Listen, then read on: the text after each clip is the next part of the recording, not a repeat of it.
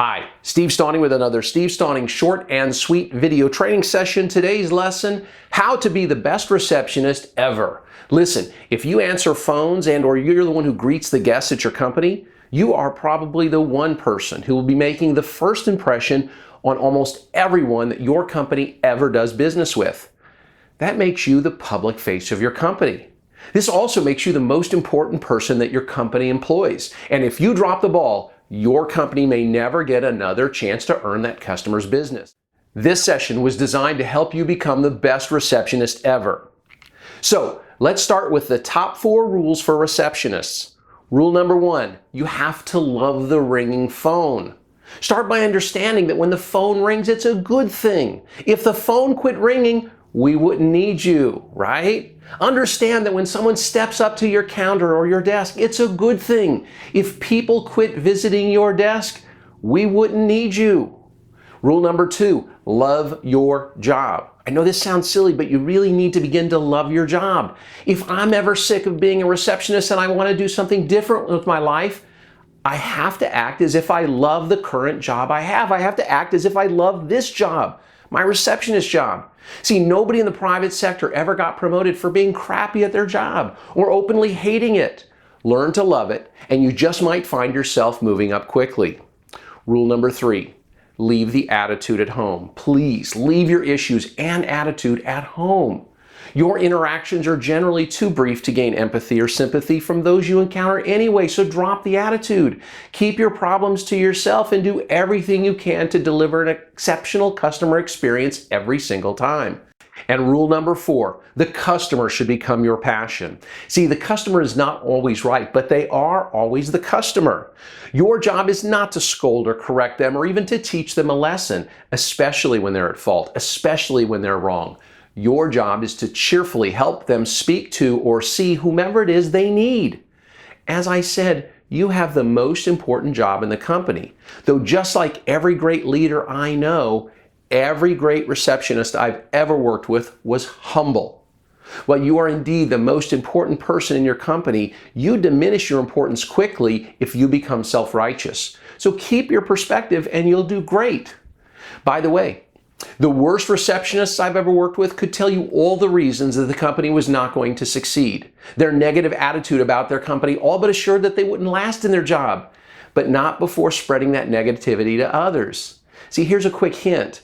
Great people don't want to be around negative coworkers. You may think you're developing bonds with those who tolerate your banter, but inside their heads, all they can think about is, how in the world can I shut him or her up?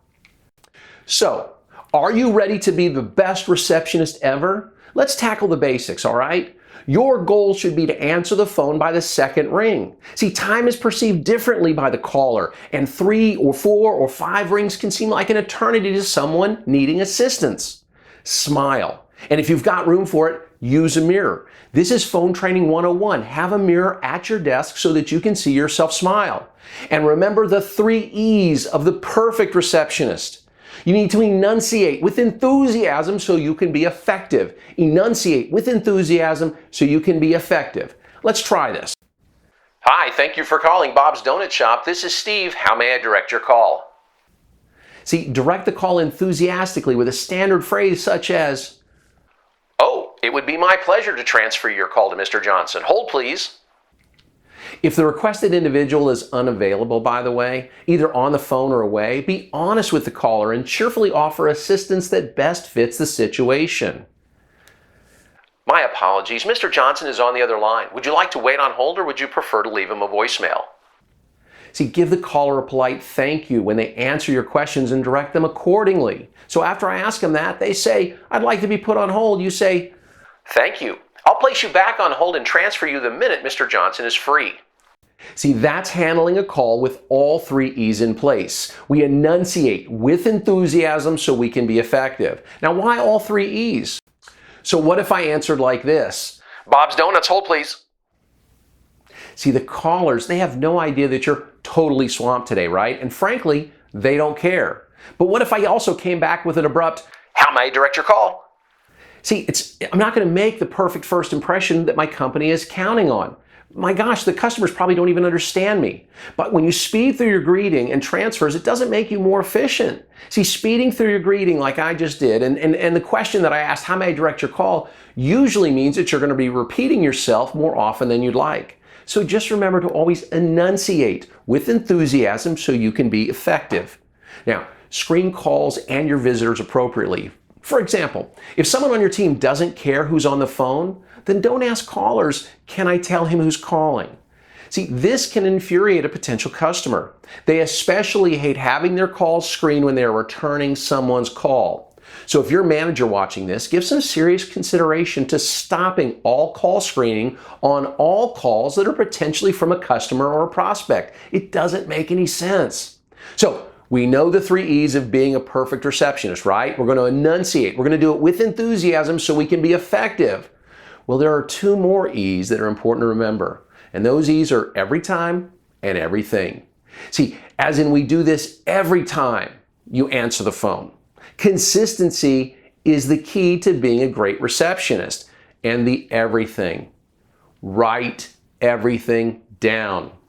See, listen carefully to the name of the person the caller is asking for. Repeat it back to the caller if necessary and write it down.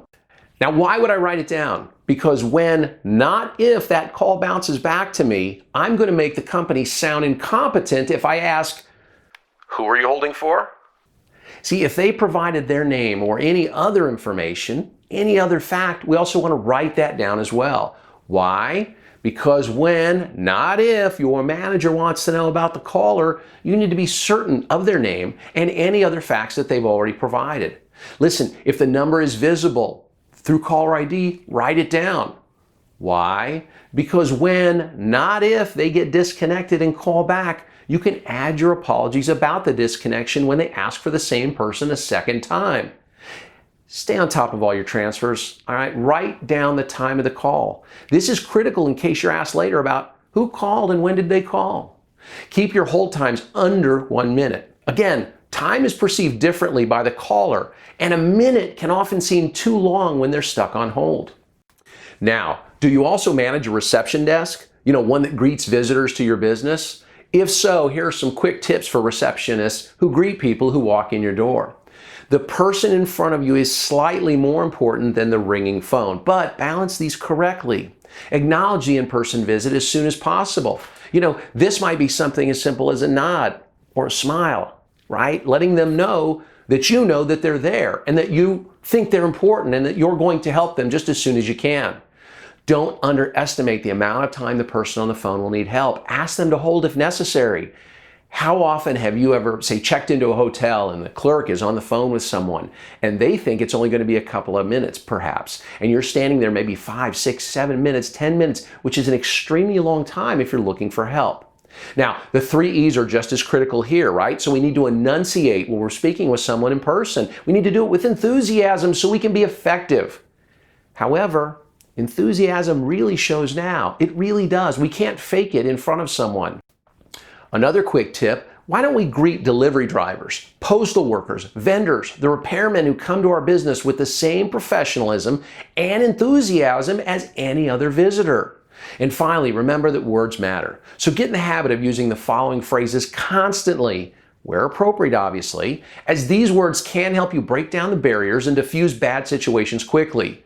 Words and phrases such as thank you, please, you're welcome, my pleasure, good morning, good afternoon, have a great day, have a great weekend. See, if you say these with a smile and a feeling of genuineness, you make your visitors and callers feel good. And you make yourself feel good as well. Now listen, it was certainly my pleasure to provide you with this short and sweet video lesson today. I'm hopeful you'll take this lesson to heart and become the best receptionist ever. Thank you and have a great day.